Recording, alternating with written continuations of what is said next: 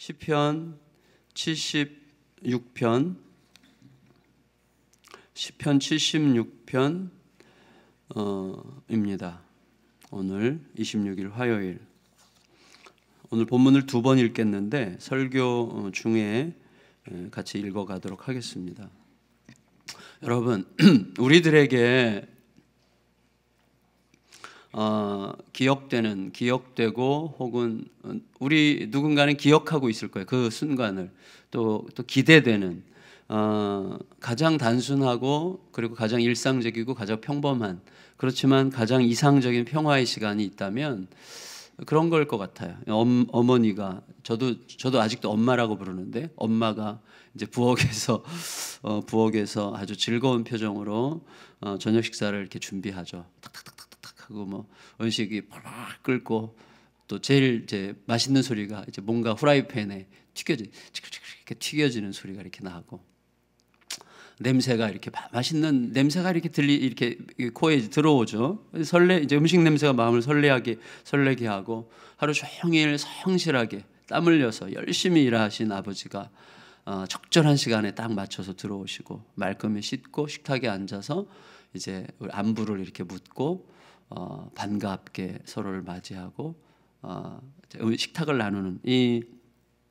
식탁을 나누는 그 시간이죠. 식탁의 교제 시간. 참 이상적인 평화의 시간인 것 같아요. 그 시간이 그립죠. 저는 그런 적이 사실 한 번도 없거든요. 그렇게 둘러앉아서 온 가족이 특히 이제 아버지의 자리에 그 든든하게 자리를 지키는 그 아버지. 그래서 특히 자비롭고 이해심 많고 유능한 아버지. 그래서 어떤 자가 넘본다고 해도 두려울 게 없을 만큼 아주 든든한 아버지가 딱 중심에 앉아 있고, 가족들이 서로 신뢰하고 반가워하는 마음으로 이렇게 기쁨에, 어떻게 생명의 소통이 이루어지는 그 시간이죠. 너무나 단순한 일상이지만 가장 이상적이고 가장 평화로운 시간이죠. 그래서 예수님도 결국 그리는 그림이 이 그림인 것 같아요. 그래서 밥상 공동체죠. 어린 양의 혼인잔치에서 함께 식사를 나누는 그 자리죠. 저는 우리들이 드리는 예배가 아마 그런 그림으로 표현할 수 있는 시간이라는 생각이 들었어요. 그래서 다 이게 이제 어떻게 보면 식탁으로 치면 반찬이라 이제 맛있는 음식들이죠. 찬양대의 찬양이 막 울려날 때 가슴에 감동과 설레임으로 쫙 오죠.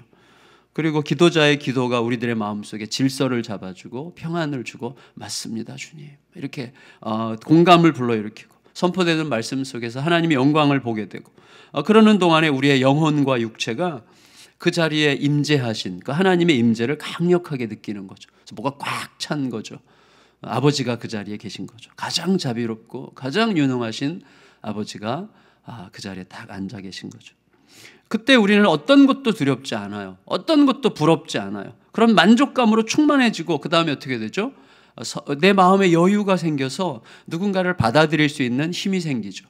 그래서 서로를 기뻐할 수 있는 거죠. 참아줄 수 있는 거죠. 견딜 수 있는 거죠. 그게 예배의 영광이라고 생각이 되는데, 제가 1절, 2절, 3절에서 그 그림을 느끼게 됐어요. 먼저 하나님은 자기 백성에게 알려주셨어요. 1절에 보면, 1절 읽을까요? 시작. 하나님은 유다에 알려주셨으며 그의 이름이 이스라엘의 크시도다. 그래서 유다와 이스라엘은 물론 같은 걸 얘기하는데, 굳이 유다와 이스라엘을 나눈 걸 보면 제 생각에는 아마 이 시가 다윗 시대 이후 유다와 이스라엘이 갈라졌을 때, 혹은 아예 완전히 두 나라 다 망한 다음에 이제 과거를 회상하고 그리워하면서 어떤 이상적인 그 그림을 다시 꿈꾸는 그런 관점에서 쓰여졌을 가능성이 있다고 생각이 되는데, 어쨌거나 하나님께서 알려주셨다는 건 좀 뭐죠? 하나님 우리에게 어떻게 알려주시죠? 나타내셨기 때문이죠. 그러니까 하나님께서 우리에게 자기를 나타내신 만큼 알려지는 거죠. 그런데 어떤 분으로 나타나셨는가가 중요하죠. 이스라엘 백성들에게 하나님은 세상을 지으신 창조주로 자기를 나타내셨고, 애굽에서 구원하신 구원자로 나타내셨고, 허락하신 약속의 땅에서 그들이 제대로 하나님의 질서에 따라 살아가도록 하시는 통치자로 나타나셨죠. 그래서 창조주가 구원자고 구원자가 통치자라고 하는 이 흐름을 여러분 생각할수록 너무 놀라운 거거든요. 창조주가 나를 구원하셨어요. 그러면 끝이죠. 다 된 거죠. 그분이 지금 통치하고 계시죠. 그러니까 창조주요 구원자가 통치하고 계시기 때문에 나에게는 딱 하나밖에 중요하지 않아요. 그분의 통치를 받고 있느냐. 그것만 중요한 거예요. 그래서 여러분, 이 창조주고 구원자시고 통치자이신 하나님께서 이제 퇴근 시간에 맞춰가지고 정확하게 집에 들어오신 곳이죠. 그곳이 바로 살렘과 시온이죠.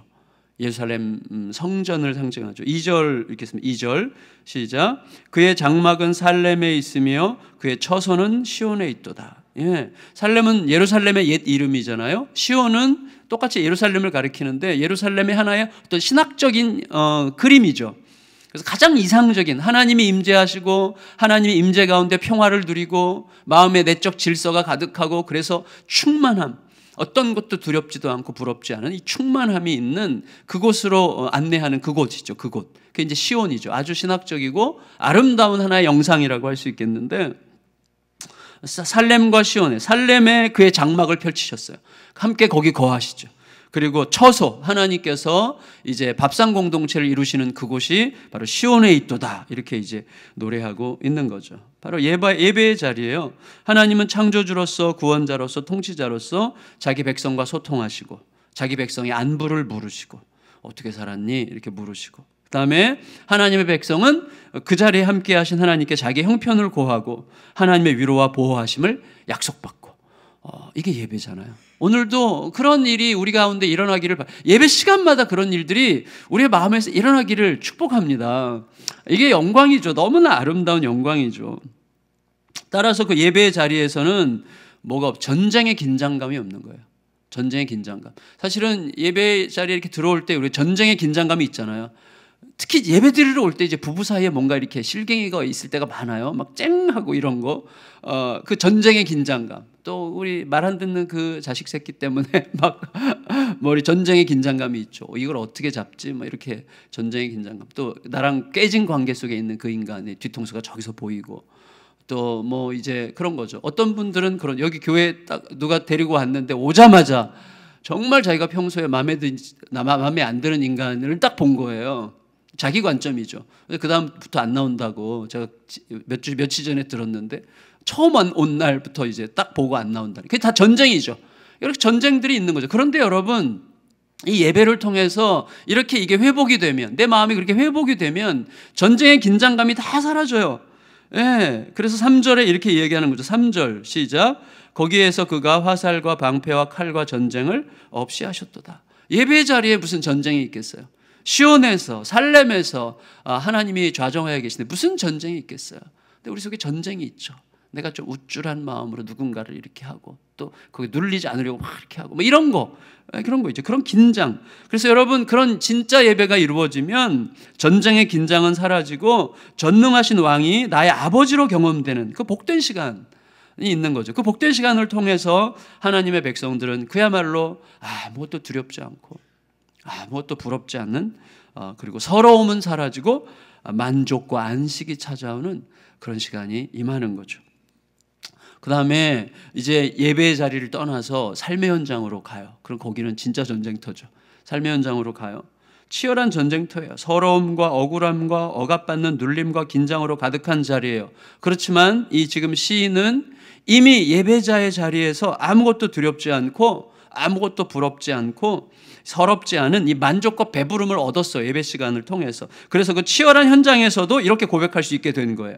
4절 읽겠습니다. 4절 시작. 주는 약탈한 산에서 영화로우시며 존귀하시도다. 자, 이 말이 좀 애매해요. 주는 약탈한 산에서 영화로우시며 존귀하시도다. 그런데 최근에 가장 잘 번역된 영어 성경을 보면 이렇게 돼 있어요. 주는 영광스러우셔라. 약탈의 산보다 더 존귀하신 주님. 약탈의 산이 뭐예요? 먹잇감이 가득한 그 맹수들이 있고 그 산은 전쟁터죠. 전쟁터. 그러니까 전쟁터에서 강자가 약자를 잡아먹는 약탈자들의 산은 자기들의 영광이 있는 거죠. 강한 자들의 영광이 있죠. 그러나 영광스러운 주님은 약탈자들의 산보다 더 존귀하시도다. 이렇게 이제 이야기하는 것이죠. 그래서 여러분 풀어서 좀 이해해 보려고 하면 삶의 현장이라고 하는 것은 한마디로 약탈자들의 터전이죠. 약탈자들의 터전. 아무리 여러분 뉴스를 국제 뉴스 국내 뉴스 봐도 세상의 모든 문제들은 스스로 강하려고 하는 자들이 다 망가뜨리는 거예요. 스스로 강해지려고 하는 자들, 돈으로 강해지려고 하는 자, 권력으로 강해지려고 하는 자들이 세상을 다 망가뜨리는 거예요. 모든 사건은 거기서부터 시작이 돼요. 근데 여러분 삶의 현장은 한마디로 약탈자들의 터전이에요. 심하게 말하면 강자들에 의한 살육의 전쟁터죠. 세상의 모든 영광은 그렇게 칼과 화살과 방패의 부딪힘 속에서 피로 형성되는 위험, 피로 만들어지는 영광일 뿐이죠. 하지만 그런 싸구려 영광은 하나님의 영광, 평화를 통해서 세상을 통치하시는 영광에 비교할 수 없어요. 여러분, 하나님께서 세상을 통치하실 때 나타나는 영광은 약탈자들의 산에서 나타나는 현상과 완전히 다르죠. 따라서 평화의 왕이 임하시면 강한 자는 자기 폭력으로 빼앗은 약탈물을 빼앗긴 채 피곤에 찌들어서 깊은 잠에 빠질 것이고, 힘이라고 하면 누구에게도 뒤질 것이 없다고 생각했던 자는 자신의 무력함으로 힘 한 번 제대로 써보지 못하고 무너지게 될 것입니다. 그걸 5절이 이렇게 노래하는 거예요. 읽겠습니다. 5절 시작. 마음이 강한 자도 가진 것을 빼앗기고 잠에 빠질 것이며 장사들도 모두 그들에게 도움을 줄 손을 만날 수 없도다. 이게 좀 더 구체적으로 보면 뭐냐면, 마음이 강한 자도 가진 것이라는 게 뭐냐면 빼앗은 것이라는 뜻이거든요. 약탈한 산에서 빼앗은 것도 빼앗기고 잠에 빠진다는 말은 기절해버릴 것이고, 장사들도 힘 있는 자들도 모두 그들에게 도움을 줄 손을 만날 수 없다는 말은 뭐냐면 그들 자신의 손을 기대할 수도 그들 자신의 손을 움직이는 것을 기대할 수도 없도다, 이런 의미예요. 그러니까 꼼짝 못하고 평화의 왕이 임하시면 그들의 모든 그동안 통해 먹었던 방식들과 그들의 모든 성공의 어떤 방식들은 다 무력해질 거라는 말이죠. 더 나아가서 평화의 왕의 꾸짖음 한마디에 강자들의 상징인 병거와 말이 잠자게 될 것인데, 6절 읽겠습니다. 시작. 야곱의 하나님이여 주께서 꾸짖으심에 병거와 말이 다 깊이 잠들었나이다. 이것도 기절해 버렸습니다, 이 뜻이에요. 하나님의 임재가 그들에게 기절하게 만든, 그들이 의지했던 모든 것들이 그냥 다 없어지는 거예요. 그리고 하나님께서 하늘 높은 곳에서 판결문을 읽으시기만 해도 땅은 두려워서 잠잠해질 거예요. 8절 읽겠습니다. 시작. 주께서 하늘에서 판결을 선포하심에 땅이 두려워 잠잠하였나이다. 하나님이 그렇게 하시는 이유가 뭐예요? 오직 자기 백성, 온유한 자들을 구원하시기 위해서예요. 9절 읽습니다. 9절. 곧 하나님이 땅의 모든 온유한 자를 구원하시려고 심판하러 일어나신 때로다. 여러분, 저를 보세요. 온유한 자, 이게 이제 아나브라는 히브리어인데, 이 말은 온유하다 이것보다는 좀 억눌렸다는 뜻이 좀 더 강한데, 억눌린 자, 핍박받는 자, 억압받는 자예요. 그러니까 이런 이 아나브들은 어떤 존재를 말하는가 하면 자기 자신에게서 어떤 종류의 강함도 발견할 수 없는 자들이에요. 세상의 강함으로부터 잔뜩 눌려 있어서 세상의 강함에 매달릴 수도 없고, 오직 의지할 대상은 하늘에 계신 하나님 한 분이신 것을 알고 온 힘을 다해 그분을 붙드는 자, 이 사람들이 온유한 자, 아납, 억눌린 자예요. 하나님은요, 자기 백성이 처절한 삶의 현장에서 하나님의 방식으로 살아가려고 할 때 겪게 될 어려움과 억눌림을 너무나 잘 알고 계세요. 하나님이 왜 모르시겠어요? 그게 그들의 삶. 그래서 하나님이 찾으시는 자는 이 아나브들이라는 거예요. 억울한 자, 눌리는 자, 억울할 수밖에 없고 눌릴 수밖에 없고 견디고 기다리는 방식밖에 없는 거예요. 하나님의 방식으로 세상을 살아가려고, 하나님 앞에 하나님의 방식을 거절하고 반역한 세상 한가운데 살아가려고 하기 때문에 그들을 억눌릴 수밖에 없는 거예요. 거기서 똑같이 떵떵거릴 수가 힘든 거예요. 그게 참 쉽지 않은 거죠. 근데 그래서 하나님께서 벌떡 일어나서 그들을 찾아 일어나셔서 그날 강함을 자랑하던 자들을 엎드려 떨게 하신다는 것이죠. 그래서 이제 예배 자리에 시작해서 하나님의 평화를 경험하고 전쟁터와 같은 삶의 현장에서 하나님의 동행을 누리는 것에 대한 고백을 한 시인은 이제 온 세상을 향해서 이렇게 선포할 수 있게 된 거예요. 10절 읽겠습니다. 10절. 시작. 진실로 사람의 노여움은 주를 찬송하게 될 것이요 그 남은 노여움은 주께서 금하시리라. 이거는 이렇게 보면 돼요. 그 김정우 교수님이라는 우리 시편 전공하신 교수님이 계신데 그분은 이걸 이렇게 번역하셨더라고요. 참으로 주께서는 사람의 분노를 업신여기시며 그 남아있는 모든 분노는 억제하십니다. 이렇게 이제 번역하셨는데 참 적절한 것 같다는 생각이 들어요. 참으로 주님께서는 사람의 분노를 업신여기시죠. 우리는 분노를 통해서 뭔가를 이룰 수 있다고 생각하잖아요. 분노가 막 저절로 막 분출되잖아요. 근데 그걸 업신여기시죠. 그걸로 할 수 있는 일은 아무것도 없으니까. 그런데 세상은 강함과 분노로 약탈하는 세상이죠. 여러분, 따라서 하나님의 사람들은요, 세상이 거칠은 분노로 가득하다고 해도 그 분노에 주눅들 필요가 없어요. 오직 하나님과의 관계에 대해서 신실하기만 하면 돼요. 그 분노는 하나님이 다스리세요. 그리고 그 하나님은요, 하나님의 백성들뿐만 아니라 사방에 있는 모든 사람들로부터도 예물을 받으셔야 되는 진정한 왕이시고요. 그리고 현재 우리에게 두려움을 일으키는 모든 고관들, 모든 권세자들의 길을 꺾어버리시고 현재 세상을 호령하는 것처럼 보이는 모든 왕들에게 두려움이 되시는 분들이세요. 11절 12절 읽겠습니다. 시작. 너희는 여호와 너희 하나님께 서원하고 갚으라. 사방에 있는 모든 사람도 마땅히 경외할 이에게 예물을 드릴지로다. 그가 고관들의 길을 꺾으시리니 그는 세상의 왕들에게 두려움이시도다.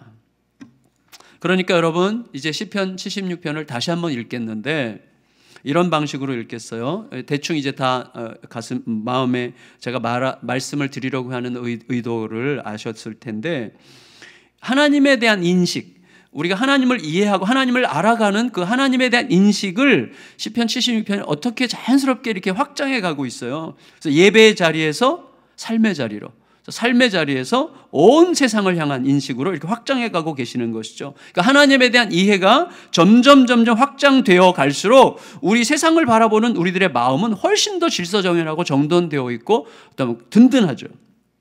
그래서 우리 시선을 그렇게 이동시키면서 모든 곳에서 하나님의 영광을 드러내고 있는 것이죠. 이 흐름이 굉장히 의미심장해요. 왜냐하면 우리가 하나님을 알아가는 방식이 바로 그런 순서를 따르기 때문이에요.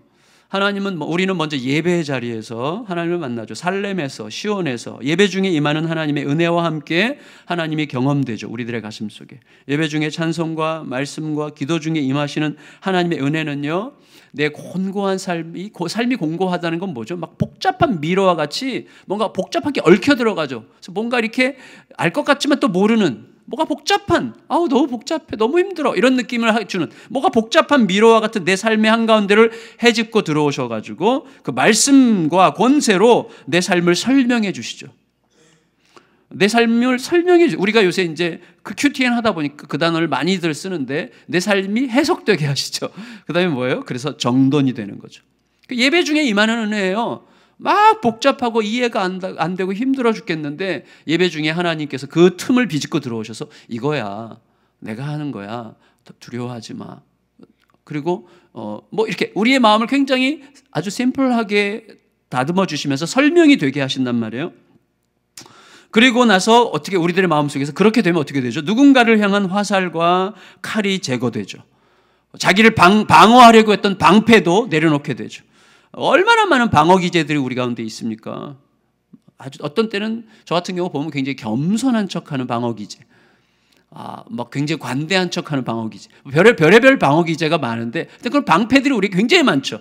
그래서 여러분, 서로의 내 마음에서의 칼을 내려놓게 하고, 그 다음에 창을 내려놓게 하고, 방패를 내려놓게 하는 거죠. 그래서 우리의 마음에서 전쟁이 그치게 하죠. 그래서 예배를 통해서 내 마음의 전쟁이 딱 내려놔지는 거죠.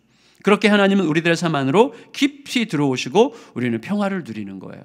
그 1, 2, 3절을 그런 의미로 다시 읽겠습니다. 1, 2, 3절 시작. 하나님은 유다에 알려주셨으며 그의 이름이 이스라엘의 크시도다. 그의 장막은 살렘에 있으며 그의 처소는 시온에 있도다. 거기에서 그가 화살과 방패와 칼과 전쟁을 없이 하셨도다. 그리고 여러분, 하나님을 이제 더 깊이 알아가면서 우리는 하나님을 우리들의 삶의 구체적인 현장에서 자신을 나타내시는 하나님으로 만나게 되죠. 불의와 불공정으로 가득해 보이는 세상에서, 강자의 기운이 호령하는 세상에서 진정한 재판장이시고 동시에 진정한 전사이신 하나님은 결국 강한 자를 잠재우시고 억압당하는 자를 일으키시는 것을 통해서 자신의 영광을 나타내시고 우리가 그 영광을 간직하여 살아가게 하시고 그 하나님이 누구신가를 제대로 알므로 세상을 직면할 힘을 갖게 하시는 거죠. 어제 낮에 어제 점심 때 이제 그 탈북자 자매님의 아들이 상담을 받고 싶다고 어떻게 이제 연락이 돼가지고 연락이 와서 이제 점심을 같이 했어요. 점심 먹으면서 이 얘기 저 얘기를 했는데 그 친구한테 이렇게 보세요. 고등학교 2학년이에요. 이제 탈북자들이 다 다니는 학교에 다니는데 이 친구는 탈북하신 엄마가 중국에 정착하는 동안 태어난 아이예요. 그래서 탈북자의 자녀지만 한국에 이제 중국인으로서 한국에 온 거죠. 그래서 한국말도 하나도 모르는 아이가 3년 전에 와가지고 지금 한국말을 너무 잘하더라고요. 그래서 참 신통하다 이렇게 생각이 됐는데 뭐가 더 가장 큰 고민이니? 그랬더니 불안이라는 거예요. 불안. 그래서 불안의 실체가 뭐라고 생각해? 그랬더니 억울함과 좀 답답함이래요. 뭐가 억울하고 답답하냐? 그랬더니 자기도 탈북자의 자녀인데 탈북자들 사이에서도 이게 등급이 있어요. 그래가지고 탈북한 자녀들은 이제 여러 가지 혜택을 많이 받고 특히 이제 대학을 갈 때 이 친구 대학 입시를 막 준비하고 있는데 대학을 갈 때도 원하는 대학에 웬만하면 다 받아준다는 거예요. 원하는 대학 원하는 거예요. 근데 자기 같은 사람 일체 혜택이 없어가지고 지금 매일 새벽 2시까지 매일 하루도 빼놓지 않고 막 공부에 미쳤더라고요. 막 그렇게 공부를 하는데도 불안해서 못 살겠다는 거예요. 너무 불안하다는 거죠. 그러니까 3년밖에 안 됐고 또 지금 성적도 꽤 좋은데도 불안을 못 견디는 거예요. 그리고 이 부당하다는 느낌이 자꾸 드는 거죠. 아, 나도 탈북자의 자녀인데 뭐 이런 생각이 계속 들면서 좀 부당하다. 걔네들이 좀 부러운 거죠. 가 탈북한 친구들이 원하는 대학에 척척 가는 게 너무 부럽게 이제 느껴지는 거죠. 그래서 참 좋은 친구였어요. 그래서 얘기하면서 사랑스러운 마음이 들었는데 그 친구랑 이야기하면서 핵심적으로 나눈 대화는 딱 이거였어요. 진짜 오늘 딱 이 본문. 마침 또 이걸 묵상하고 있던 터에 만났기 때문에 그런지 모르겠는데 너는 너가 믿고 있는 하나님을 어떤 하나님이라고 생각해? 이제 이거였어요. 아주 단순한 거죠. 그분이 너를 여기까지 오게 하신 하나님이시라는 사실을 믿어? 네. 너 4년 동안 엄마랑 떨어져서 살았는데 4년 만에 엄마 만나게 하신 분이 하나님이라는 거 믿어? 네. 그리고 너 여기까지 살아오는데 닫혀 있는 것 같은 많은 분들이 있었는데 그 닫힌 같은 분들을 하나하나 다 열어주신 분이 하나님이라는 걸 믿어? 네. 믿어. 그러면 됐네. 잘 됐다야. 그리고 이제 끝난 거예요. 왜냐하면 이제 그래서 그 친구가 스스로 느끼게 된 거죠. 그래서 마지막에 한마디를 했어요. 그러면 왜 지금까지 인도하신 하나님은 믿는데 앞으로 인도하실 하나님은 안 믿어질까? 이제 이런 얘기를 한 거죠. 뭐 너무나 당연한 것이죠. 근데 이 당연한 게 항상 우리들의 문제예요. 여러분, 우리 돌아보면 하나님이 진짜 내 인생 여정 끝내요. 막 그때 이제 그 노래 부르면서 매일매일 발걸음마다 예수 인도하셨네. 그거 진짜 고백이에요. 맞죠?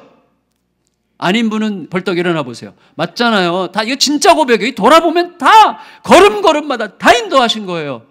근데 여전히 불안해. 인도하신 하나님이 인도하실 하나님이 안 되는 거예요. 그러니까 하나님이 우리 안에서 분리되는 거죠. 인도하신 하나님이 또 인도하실 건데 인도하신 하나님은 내가 고백하겠는데 인도하실 하나님은 아직도 불안한 거죠. 그래서 그랬어요. 내가 한번 야단을 딱 쳤어요. 야, 원서만 내는 들어가는 대학 그게 복인 줄 알아? 이제부터 너 걔네들 큰일 난 거야. 갖춰진 상태에서 들어가야지 그게 이제 대학 생활이 되는 거지.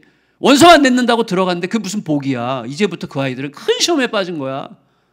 그래서 눈이 떠졌어요. 너는 공부할 수밖에 없잖아 지금. 이게 얼마나 큰 복인데. 공부할 수밖에 없는 상태에서 공부해서 대학 들어가면 너가 너가 원하는 대학보다 좀 못한 대학 들어간다고 해도 그게 복이야. 그걸 알아야 돼. 그리고 그때 하나님은 너가 원하는 대로 된 것보다 더 나은 은혜로 임하실 하나님인 걸로 믿어야 돼. 하나님은 그런 하나님이야. 그런 하나님이 지금까지 널 인도해 오셨어. 믿어? 그랬더니 아멘 그러더라고요. 그 친구에게는요, 예배 중 만났던 하나님이 지금 자기 딴에는 부당해 보이는 구조에도 관여하실 뿐만 아니라 부당해 보이는 그 구조를 통해서 더 나은 일들을 펼쳐가실 수 있는 하나님이신 것을 아는 일이 필요했어요. 우리 모두도 마찬가지예요. 내 인생 여정 끝날 때 돌아보아 매 순간 발걸음마다 인도하셨던 그 하나님, 앞으로 인도하실 것에 대한 확신을 가져야 되는 거죠. 그 하나님이 더 알아가야 되는, 그리고 그 부당한 구조를 정확하게 어떤 시선으로 봐야 되는지도 가르쳐 주신 하나님이라는 사실을 믿어야 돼요. 이 친구가 영리해가지고요, 금방 알아듣고 막 굉장히 밝은 마음으로 돌아갔어요. 여러분, 그리고 나서 결국 뭐예요? 나의 삶의 현장에서 그렇게 경험되는 하나님은 온 세상을 향하는 하나님이라는 사실이 내 안에 담대하게 깨달아지는 거예요. 그래서 우리가 증거자가 되는 거예요. 그래서 증인이 될 수 있는 거예요. 사람들을 볼 때 좀 안 됐다, 불쌍하다 이런 것도 있지만 정말 서러운 어떤 안쓰러움이 생기기도 하고요. 사람들이 안 돼 보이기도 하고요. 그리고 정말 빨리 이거 전하고 싶은 마음이 드는 거죠. 그들에게도 아버지가 필요하니까요. 그래서 여러분, 내 주변 사방에 있는 모든 사람들에게도 동일한 권위와 위엄을 가지시는 분으로 인식되기 시작해요. 더 나아가서 하나님이 세상의 모든 왕들을 엎드리게 하는 진정한 왕으로 경험되기 시작하는 거죠. 그에 따라서 세상을 바라보는 우리들의 관점을 새롭게 하시고 주눅들지 않고 담대하게 하나님을 증거할 힘을 갖게 하시죠.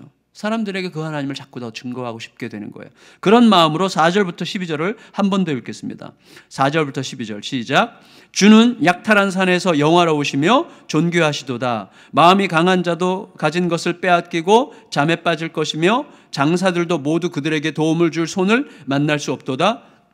하나님이여, 주께서 꾸짖으심에 병거와 말이 다 깊이 잠들었나이다. 주께서는 경외받을 이시니 주께서 한번 노하실 때 누가 주의 목전에 서리이까? 주께서 하늘에서 판결을 선포하심에 땅이 두려워 잠잠하였나니 곧 하나님이 땅의 모든 온유한 자를 구원하시려고 심판하러 일어나신 때로다. 진실로 사람의 노여움은 주를 찬송하게 될 것이요 그 남은 노여움은 주께서 금하시리이다. 너희는 여호와 너희 하나님께서 하나님께 서원하고 갚으라. 사방에 있는 모든 사람도 마땅히 경외할 이에게 예물을 드릴지로다.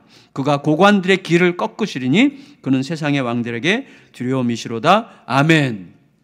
2018년도에 우리에게 하나님이 이런 방식으로 우리의 생각과 우리의 인식과 우리들의 마음과 삶 전체에서 점점 확장되어가는 하나님이 되시기를 예수님의 이름으로 축원합니다. 예배 때마다 하나님의 임재를 깊이 경험하고 삶의 현장에서 가장 합당하고 공정하게 자신의 일들을 이루어 가시는 하나님을 경험하시고 그리하여서 자신과 가족과 공동체와 세상을 새로운 관점으로 바라보면서 우리들의 삶 자체가 놀랍게 변화되어 갈 수 있게 되기를 예수님의 이름으로 축원합니다. 아멘. 우리 같이 요새 열심히 부르는 찬송 믿음으로 서리라, 믿음 다하여 그 위에 서리라, 이 찬양 같이 부르겠습니다.